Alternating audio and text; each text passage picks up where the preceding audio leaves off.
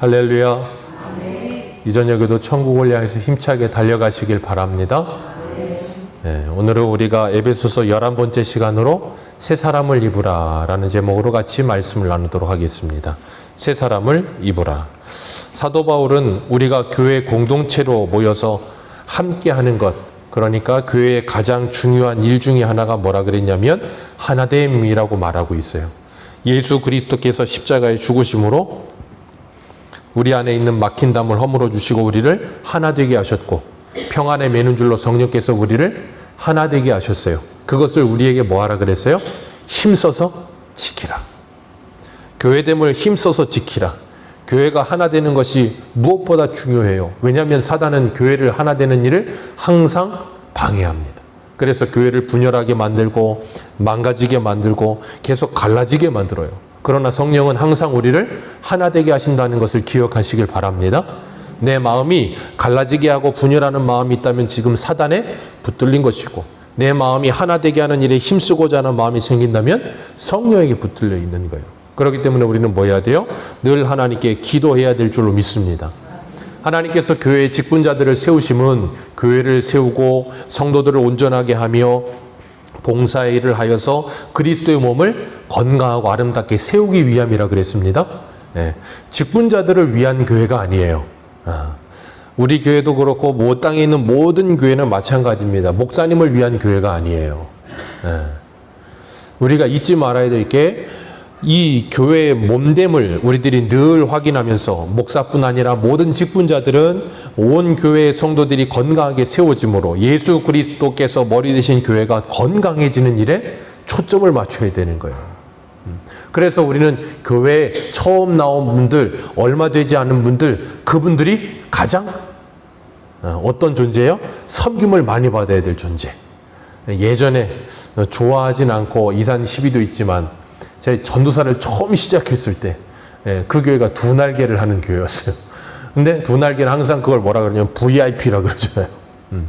VIP는 교회에 얼마 나오지 않은 사람들, 신앙생활을 시작한 지 얼마 되지 않은 사람들이 가장 큰 VIP입니다.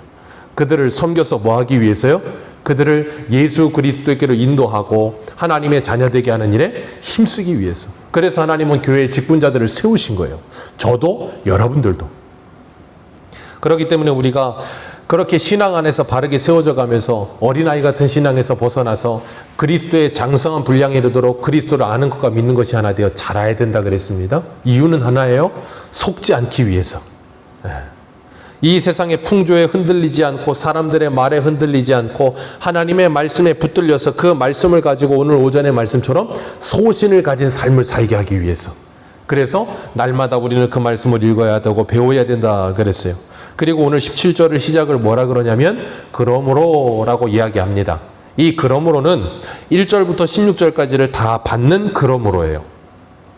그러므로 우리가 교회로 부르심을 받았고 하나됨을 힘써 지키고 그렇게 살아가고 있기 때문에 이제는 뭐 하래요? 너희는 이방인이 그 마음에 허망한 것으로 행함같이 행하지 말라. 1절부터 16절까지 이런 아름다운 모습이 교회 안에 있기 위해서 우리가 뭐 하래요? 이방인의 허망한 것으로 행함 같은 그런 행함을 하지 말고 그걸 다 뭐 하라는 거예요? 벗어버려라 라고 말하고 있는 거예요. 이 허망한 생각이라는 말은 쉽게 얘기하면 쓸모없는 생각이라는 뜻이거든요. 허망하다, 쓸모없다, 그런 뜻인데, 하나님을 알지 못하고 살아가는 모든 게 다 허망합니다. 그래서 솔로몬은 전도서에서 뭐라 그랬어요? 헛되고 헛되며 헛되고 헛되니 모든 게 다 헛되더라. 왜요? 하나님 없이 내가 다 즐겨봤고, 하나님 없이 내 지식을 탐구해봤고, 하나님 없이 내가 돈도 많이 가져봤고, 여자도 많이 가져봤고, 모든 걸 그냥 끝까지 다 가봤다는 거예요. 그 모든 걸 다 가봤는데 그 모든 것 끝에는 허무함과 허망함밖에 없더라는 거예요. 그래서 전도서 12장에 뭐라 그래요? 일의 결국을 들었으니 하나님을 경외하고 그 모든 율법, 율례와 계명을 지켜 행할지니라. 그것이 사람의 본분이다. 그렇게 전도서의 마지막에 솔로몬이 이야기하고 있잖아요. 그렇기 때문에 우리가 이 땅을 살아가면서 하나님 없이, 예수님 없이 사는 인생이 허무하고 허망한 거예요. 세상 사람들은 열심히 삽니다. 코피 터지게 열심히 살아요. 어린아이들 어려서부터 열심히 공부합니다. 정말 열심히 공부해요. 그래서 초등학생 애들도 힘들대요. 참 재밌죠. 초등학교 애들도 힘들대요. 힘들 것 같아요. 아침에 나가가지고 8시에 나가가지고 저녁 6시 막 7시에 들어와요. 초등학생들이. 뭐 한다고 그렇게 늦게 들어오는지. 그 애들이 지쳐요. 힘들어요. 그렇게 열심히 공부하고 중학교 때도 열심히 공부하고 고등학교 때도 열심히 공부해서 어디 갑니까? 좋은 대학 갑니다. 좋은 대학 가면 이제 다 끝날 줄 알았는데 이제 좋은 대학 들어감과 동시에 또 뭐가 시작돼요? 입시 전쟁이 또 시작됩니다. 좋은 직장을 위해서 스펙을 쌓아야 되고 자격증을 따야 되고 그러면서 4년 동안 죽어라고 공부해서 좋은 직장에 갑니다. 좋은 직장에 가면 끝날 줄 알았더니 이제는 또 결혼을 위해서 좋은 배우자를 만나야 되고 좋은 배우를 만나서 가정을 꾸려야 되고 가정을 꾸렸으면 이제 또 뭐 해야 돼요? 집을 사야 되고 그래서 청약을 넣었더니 당첨이 돼가지고 기쁜 마음으로 32년 융자를 끊어가지고 열심히 빚을 갚고 그리고서 빚을 갚음과 동시에 은퇴를 하면 내 인생은 어때요? 허무해요. 내가 뭐 했나. 그래서 그런 어르신들이 모이는 곳이 어디예요? 보람의 공원.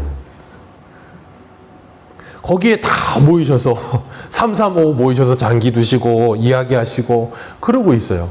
왜 그런가 하면 인생이 공허한 거예요. 열심히 일했는데 바빴는데 최선을 다했는데 문제는 그 끝이 너무 허무하더라는 거예요. 그렇기 때문에 하나님 우리들에게 그것을 청년 때 띄워야 된다 그렇게 말씀하시는 거예요. 청년 때 그런 고민을 해야 돼요. 그런 고민 안 하고 그냥 앞만 보고 죽으라고 뛰면 나중에 가서 고민합니다.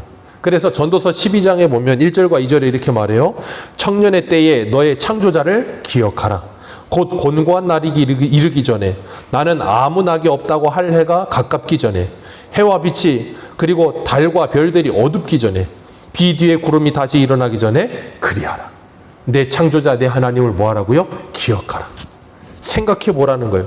그래서 신앙생활도 열심히 하는데 내가 열심히 믿고 최선을 다해서 열심히 교회에 다녔는데 문제는 내가 무엇 열심히 했고 무엇 열심히 믿었는지를 잘 모를 때가 있어요. 그래서 공허해질 때가 있어요. 신앙생활 열심히 한다고 정말 눈꽃 뜰 새 없이 열심히 했는데 어느 정도 이렇게 지나오다 보니까 갑자기 요즘 젊은 사람들 전문 용어로 현타가 오는 거예요. 현실 자각 타임이 오면서 내가 뭐 했나 그런 생각을 하는 거예요. 그래서 예수님은 이런 말씀하세요. 우리 누가복음 14장 한번 가보겠습니다. 누가복음 14장 27절.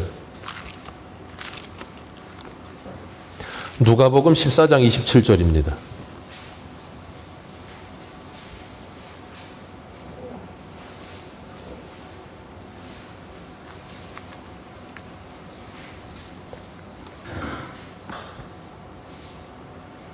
누가복음 14장 27절. 27절부터 우리 읽어 내려갑니다. 시작. 누구든지 자기 십자가를 지고 나를 따르지 않는 자도 능히 내 제자가 되지 못하리라. 너희 중에 누가 망대를 세우고자 할진대 자기의 가진 것이 준공하기까지 족할는지 먼저 앉아 그 비용을 계산하지 아니하겠느냐. 그렇게 아니하여 그 기초만 쌓고 능히 이루지 못하면 보는 자가 다 비웃어 이르되 이 사람이 공사를 시작하고 능히 이루지 못한다 하리라. 또 어떤 임금이 다른 임금과 싸우러 갈 때에 먼저 앉아 1만 명을 이루어 저 2만 명을 거느리고 오는 자를 대적할 수 있을까 헤아리지 아니하겠느냐. 만일 못할 터이면 그가 아직 멀리 있을 때에 사신을 보내어 화친을 청할지니라. 이와 같이 너희 중에 누구든지 자기의 모든 소유를 버리지 아니하면 능히 내 제자가 되지 못하리라. 아멘. 이 본문 말씀 25절 위에 빨간 글씨로 뭐라고 써 있어요? 네, 좋은 성경책 가지고 계시네요. 제자가 되는 길. 제자가 되는 길이 이거라는 거예요. 뭐라는 거예요? 계산을 해보라는 거예요. 계산을 해보고 제 이수를 따르라는 거예요. 시작부터 덮어놓고 따르지 말고 철저하게 계산을 다 해보고 난 후에 이거 수지차산이 맞구나 하면 뭐 하라는 거예요? 시작하라는 거예요. 그래서 세 가지를 비유로 들잖아요. 망대 지을 때 그거 안 하고 그냥 있는 사람 어디 있겠냐. 그리고 전쟁할 때 그거 계산을 안 해보고 그냥 하는 사람 어디 있겠느냐. 그 이야기하면서 뭐라 그래요? 너희도 제자가 되려면 먼저 뭐 해라. 생각해 보라는 거예요. 그리고 정말로 예수 그리스도가 나의 구주 되시며 나는 예수 그리스도를 따르겠다는 확실한 확고한 이 믿음이 생겨나거든. 뭐 하래요? 너희 모든 것을 다 버리고 나를 따르지 않으면 내 제자가 되지 못하리라. 왜요? 무언가 세상의 것을 붙드는 순간 현실 자각 타임이 온다니까요. 나는 이게 뭔가 하는 생각이 자꾸 찾아온다니까요. 그래서 주님은 뭐라 그러셨어요? 누구든지 자기 십자가를 지고 나를 따르지 않는 자도 능히 내게 내 제자가 되지 못하리라. 자기 십자가를 지고 자기를 부인하고 나를 따르라. 주님께서 그 말씀하고 계시는 거예요.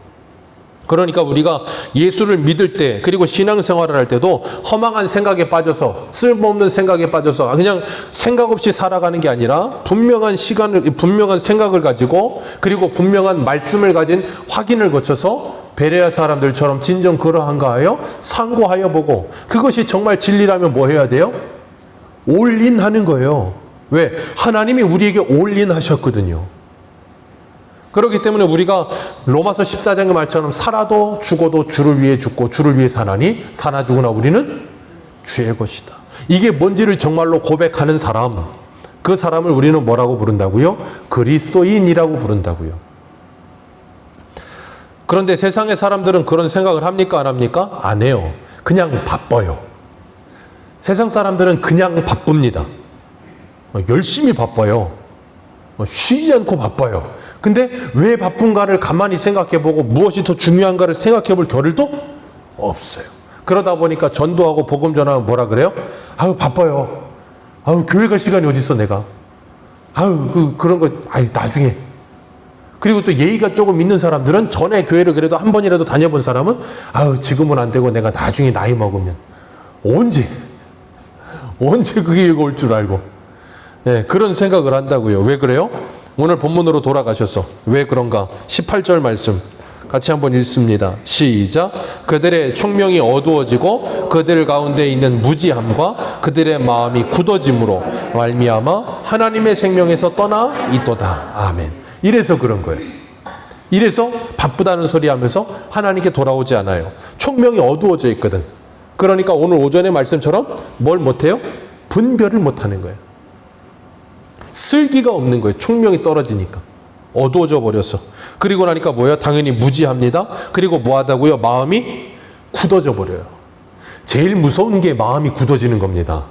마음이 딱딱하게 굳어진 사람들에게는 아무리 하나님의 말씀을 전해도 1도 들어가지 않아요.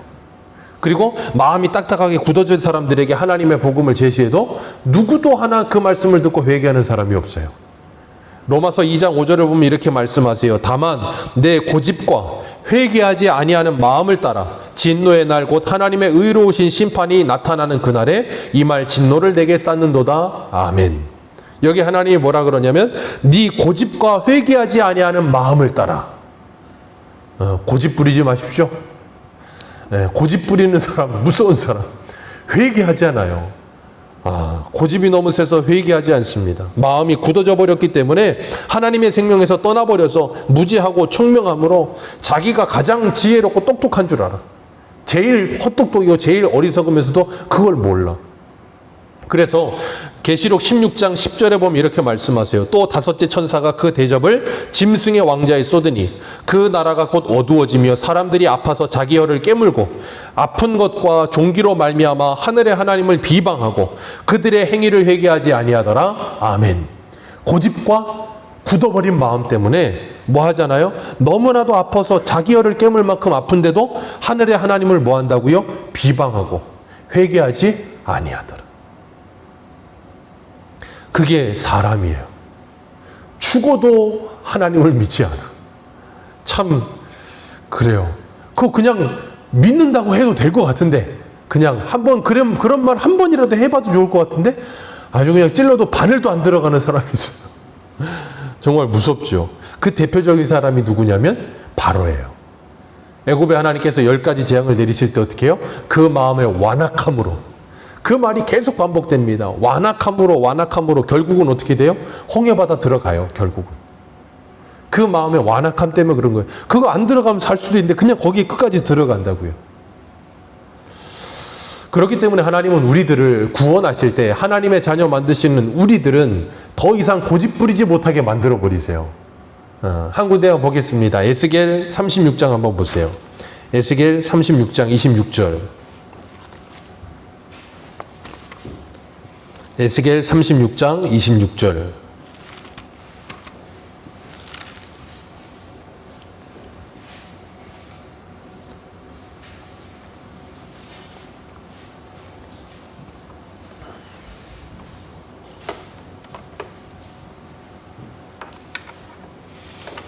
구약성경 1208페이지 에스겔 36장 26절. 우리 같이 한번 읽겠습니다. 시작. 또 새 영을 너희 속에 두고 새 마음을 너희에게 주되 너희의 육신이 서 굳어진 마음을 제거하고 부드러운 마음을 줄 것이며 또 내 영을 너희 속에 두어 너희로 내 율례를 행하게 하리니 너희가 내 규례를 지켜 행할지라. 내가 너희 조상들에게 준 땅에서 너희가 거주하면서 내 백성이 되고 나는 너희의 하나님이 되리라. 아멘. 이게 뭐예요? 하나님께서 성령으로 말미암아 우리를 구원하시는 그 구원 사역이 어떤 것인지를 보여주시는 거예요. 그러면서 뭐라 그래요? 새 영을 우리 속에 두어서 새 마음을 주시는데 그 새 마음은 어떻게 된다고요? 굳어버린 마음, 딱딱한 마음, 고집스러운 마음을 제거하고 무슨 마음 주신다고요? 부드러운 마음 주신다는 거예요. 부드러운 마음. 그렇기 때문에 우리가 성령을 받고 예수를 믿으면 고집스러움이 사라져가는 거예요. 딱딱한 마음이 아니라 부드러운 마음이 되는 거예요. 그런데 예수를 믿고 있는데도 불구하고 여전히 딱딱한 마음에 있다면 그건 지금 뭐한 상태에 있는 거예요? 두 가지 종류예요. 첫 번째는 구원받지 못했던가, 구원받았으나 하나님의 은혜에서 지금 멀어져 있던가. 그러니까 어떻게 해야 돼요? 하나님의 은혜를 가까이 해야 되는 거예요. 그래야 이 굳어진 마음, 딱딱한 마음이 어떻게 돼요? 부드러운 마음이 되는 거예요. 우리 한 군데만 더 봅니다. 어디를 보시냐면 에스겔 16장 한번 보세요. 36장 찾으신 김에 에스겔 16장 62절. 에스겔 16장 62절.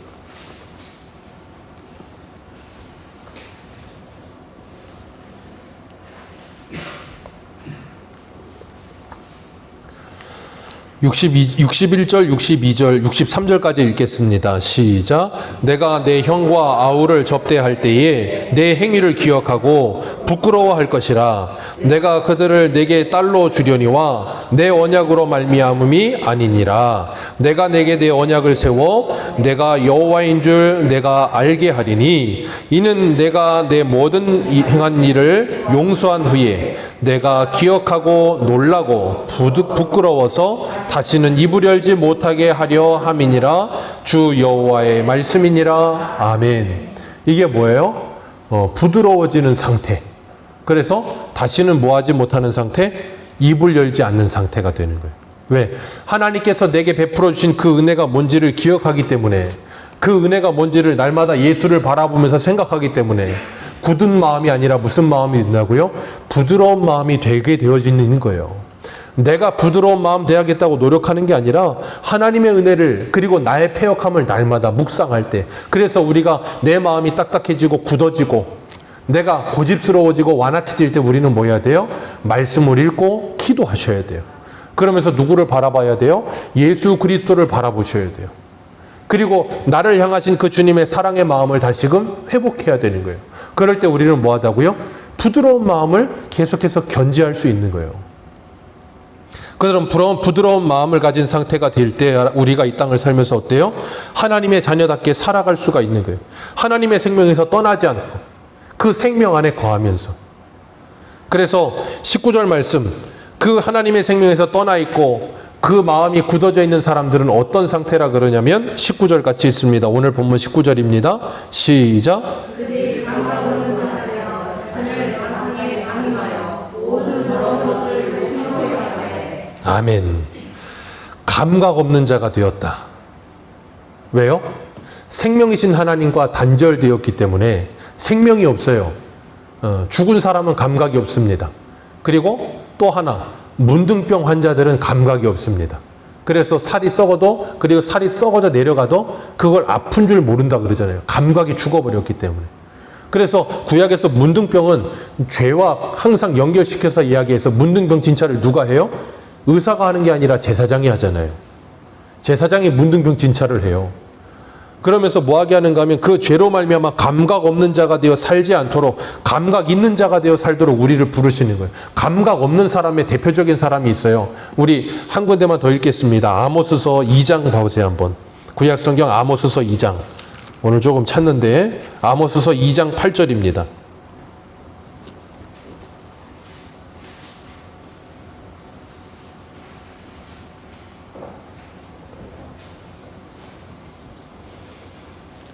아모스서 2장 6절에서 8절입니다. 구약성경 1275페이지 우리 한번 읽겠습니다. 시작. 여호와께서 이와 같이 말씀하시되 이스라엘의 서너 가지 죄로 말미암아 내가 그들 벌을 돌이키지 아니하리니 이는 그들이 은을 받고 의인을 팔며 신 한 켤레를 받고 가난한 자를 팔며 힘없는 자의 머리를 티끌 먼지 속에 발로 밟고 연약한 자의 길을 굽게 하며 아버지와 아들이 한 젊은 여자에게 다녀서 내 거룩한 이름을 더럽히며 모든 제단 옆에서 전당 잡은 옷 위에 누우며 그들의 신전에서 벌금으로 얻은 포도주를 마심이니라. 아멘. 이게 어떤 상태예요?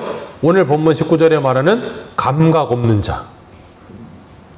이웃의 아픔이나 이웃의 괴로움이나 이웃의 슬픔에 1도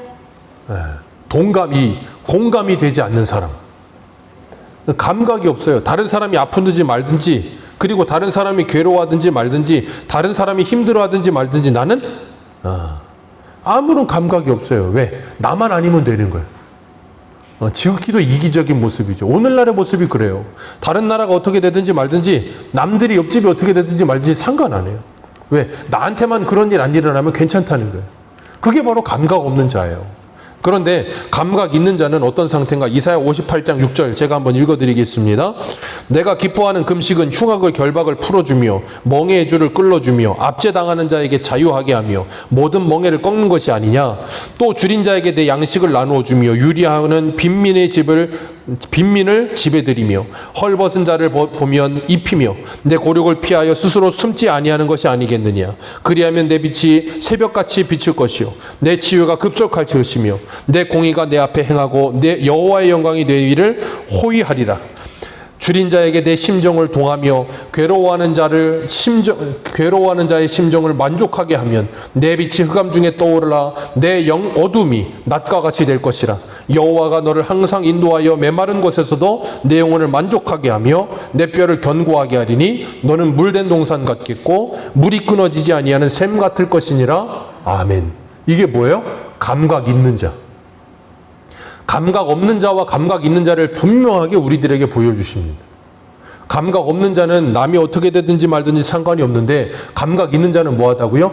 내 주변에 그렇게 고통과 괴로움 가운데 있는 사람들을 보면 그냥 두고 볼 수가 없는 거예요. 그러니까 그들에게 뭐 하겠어요? 그들에게 도움의 손길을 뻗칠 수밖에 없는 거예요.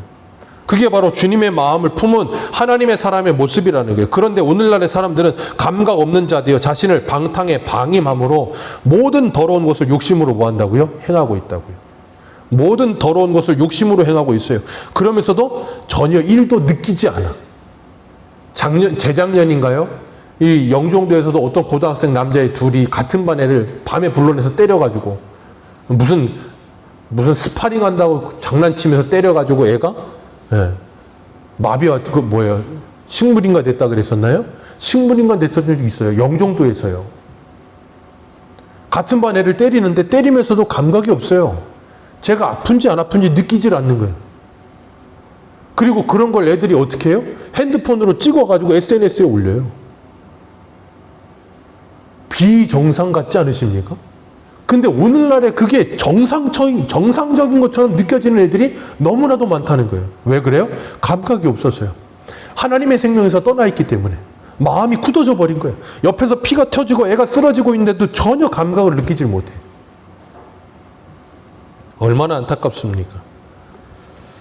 그러나 20절에 뭐라 그래요? 오직 너희는 그리스도를 그같이 배우지 아니하였느니라. 너희는 그리스도를 그렇게 안 배웠다. 그러니 그들과 같은 삶을 살지 말고 거기서 뭐 하라는 거예요? 돌이키라 하는 거예요. 돌이키라. 그래서 21절, 22절에 뭐라 그래요? 진리가 예수 안에 있는 것 같이 너희가 참으로 그에게서 듣고 또한 그 안에서 가르침을 받았을진데 너희는 유혹의 욕심을 따라 썩어져가는 구습을 따르는 옛사람을 뭐하라? 벗어버려라. 그런 삶을 이제는 벗어버려라 라고 말씀하시는 거예요. 이 사도 바울은 우리가 예수 그리스도를 믿는 신앙생활을 우리가 일상생활 속에서 옷을 갈아입는 것으로 설명하고 있어요. 우리가 밖에 나가서 일하고 돌아오면 집에 오면 당연히 뭘 합니까? 환복하잖아요. 옷 갈아입고 더러워진 옷을 세탁기에 놓고. 근데 참 신기한 건 아이들은 그걸 안 하더라고요. 밖에 나갔다가 들어와도 양말도 안 받고요. 옷도 안 갈아입어요. 갈아입으라고 말을 해도 안 갈아입어요. 그리고 자기가 자는 침대에 올라가서 누워 있어요. 참 신기한 외계인들. 그 자기가 자는 침대인데 전 찌꺼분해서 그러고 싶지 않을 것 같은데 거기 누워서 그냥 몇 시간을 뒹굴다가 저녁 때 돼서 돈 갈아입고 씻고 있고. 참 재밌는 아이들. 감각 없어서 그래요. 감각이 있으면 안 그럴 텐데. 그런 것처럼 밖에 나갔다가 돌아오면 더러운 옷은 당연히 갈아입고 싶은 거라고요. 그런 것처럼 우리가 입고 있는 옛사람의 본성의 옷은 우리가 영적인 눈을 뜨게 되면 그 더러워진 옷과 똑같이 보이기 시작하는 거예요. 그러니까 어떻게 되겠어요? 그걸 갈아입고 싶은 거예요. 그걸 존 오웬이라고 하는 목사님이 쓴 죄 죽이기라는 책에서 그걸 설명하는 거예요. 내 옛사람을 벗고 새사람을 입는 거. 죄를 죽이는 게 바로 그거예요. 다른 게 아니고. 그러니까 우리는 어떻게 해요? 살균 소독하잖아요. 아주 박멸하려고. 우리가 일상생활 속에서 다 하고 있는 것들이에요. 그런 것들을 내 신앙생활 속에 접목만 시키면 참 좋을 텐데 그게 잘 안 될 때가 많아. 저희 심사원은 어저께도 동생이 온다고 동생 와이프를 뭐라고 불러요? 네? 올케라 그러나요? 네. 올케가 오는 거예요. 집에 올케가 오니까 걱정이 되는 거예요. 집이 깨끗해야 되는데 그러면서 몸 좀 안 좋다 그러면서 화장실에 들어가서 락스를 물에 타지도 않고 락스를 뿌려가지고 그걸 막 닦고 있는. 방 안에 있는데 제가 그 락스에 취하겠더라고요. 그래갖고 제가 그랬어요. 거기 있다가 죽어. 빨리 나와. 락스를 너무 뿌려가지고 죽겠더라고요. 잘못하면. 왜 그래요? 깨끗해 보이고 싶어서. 우리가 그래요. 하나님이 우리를 그렇게 만드신 건 하나님의 성품을 닮았기 때문에 그런 거예요. 근데 그 성품이 죄로 말미암아 오염되고 어그러져서 원래 원형이 아니고 어그러진 상태에 있는 거예요. 그래서 쓸데없는 것에 자꾸 열심이고 쓸데있는 것에 열심을 내지 않아. 전문용어로 뭐라 그런다고요? 낄낄빠빠가 잘 안 돼. 그걸 잘하는 게 신앙생활이 좋은 건데. 그래서 하나님은 우리들에게 우리 옛사람을 벗어버리고 새사람을 입어라 그러면서 뭐하게 하시는가 하면 새사람을 입는 삶이 이 땅을 살아가면서 우리가 얼마나 좋은 것인지를 깨닫게 하시는 거예요. 마치 이 태아가 어머니 뱃속에 있을 때 그 태아에게는 어머니 자궁이 세상입니다. 자기의 세상이에요. 그게 전부인 것 같아. 그런데 그 아이가 어머니가 출산해서 나오면 그 태중에 있는 그 자궁 안에 있었던 세상보다는 비교도 되지 않을 어마어마하게 큰 세상이 있다고요. 마치 우리가 그런 거예요. 옛사람 가운데 갇혀있을 때는 태아 속에 있는 것 같은 거예요. 그 생활이 전부인 것 같고 그 생활이 내 인생의 모든 세상인 것 같은 거예요. 그래서 아이들 사고치는 비행 청소년 아이들이 그렇잖아요. 자기가 지금 속해 있는 그 세상이 전부인 것 같아. 거기서 떨어져 나가면 모든 게 끝나는 것 같아. 근데 정말 떨어져 나가서 보면 더 좋은 게 많아. 더 큰 세상이 있어. 그런 걸 보여주고 알려줄 수 있는 게 참 복된 거예요. 하나님은 우리들에게 그걸 깨달으라고 말씀하시는 거예요. 그래서 말씀으로 우리들을 계속해서 비추고 계시는 거예요. 그래서 우리 어두워진 총명이 비추어지고 성령의 조명을 받아서 우리들이 이 말씀이 깨달아지게 되면 어떻게 돼요? 23절과 24절입니다. 같이 읽습니다. 시작. 오직 너희의 심령이 새롭게 되어 하나님을 따라 의와 진리의 거룩함으로 지으심을 받은 새 사람을 입으라. 하나님을 따라 의와 진리의 거룩함으로 지으심을 받은 새 사람을 입으라. 이건 다른 표현으로 하자면 뭐냐면 하나님의 형상을 회복하라예요. 새 사람을 입으라는 건 하나님의 형상을 회복하라예요. 하나님께서 우리를 만드실 때 하나님의 형상대로 만드셨습니다. 그 하나님의 형상대로라 하면 뭘 말해요? 우리의 지식과 감정과 의지가 하나님을 닮아 있는 거예요. 그래서 하나님은 하나님의 어떠하심, 그러니까 하나님의 속성이라는 게 있어요. 하나님은 영이시기 때문에 눈에 보이지 않아요.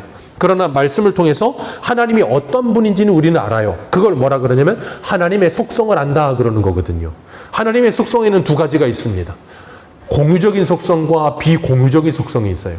하나님께서 사람을 창조하시고 사람에게 하나님의 형상을 따라 주신 것이 공유적인 속성이에요. 그래서 하나님에게 있는 걸 우리가 조금이라도 가지고 있는 것들, 그리고 하나님만 가지고 계시는 걸 비공유적인 속성이라고 그러는 거예요. 하나님만 가지고 계신 게 뭐가 있을까요? 전지하심과 전능하심과 영원하심과 불변하심과 그런 것들은 하나님만 가지고 계시는 거예요. 스스로 계시고 그런 것들. 근데 우리들에게 주신 속성들이 있어요. 그게 뭐냐면 거룩함, 정의로움, 공의로움, 선하심, 그리고 진실함, 착함, 의로움, 그리고 사랑함, 이런 것들은 하나님이 우리들에게 공유적으로 주신 거라고요. 그러니까 우리가 하나님의 자녀가 되었고, 이제는 하나님의 자녀로서 우리가 날마다 신앙생활하면서 옛사람을 벗어버리고 새사람을 입는다는 건 그 하나님의 성품을 닮아가는 거예요. 그걸 갈라디아서에서 사도 바울은 뭐라 그랬냐면 성령의 열매들, 그렇게 부른 거예요. 그리고 에베소서에서는 뭐라 그래요? 에베소서 우리 어디입니까? 에베소서 5장 9절 한번, 5장 8절 9절 같이 읽겠습니다. 5장 8절 9절 같이 읽겠습니다. 시작. 너희가 전에는 어두움이더니 이제는 주 안에서 빛이라. 빛의 자녀들처럼 행하라. 빛의 열매는 모든 착함과 의로움과 진실함에 있느니라. 아멘. 이게 뭐예요? 새 사람을 입는 것. 옛 사람을 벗어버리고 새 사람을 입는 것. 거짓을 버리고 진실을 입는 것. 그리고 불의함을 버리고 의로움을 입는 것. 그리고 불황당 같은 모습을 버리고 착함을 입는 것. 그런 것들이 뭐라고요? 옛사람을 버리고 새사람을 입는 거예요. 옷을 입듯이, 옷을 벗고 입듯이 우리의 신앙생활에 내 옛사람을 벗고 새사람을 입는 신앙이 날마다 있어야 된다는 거예요.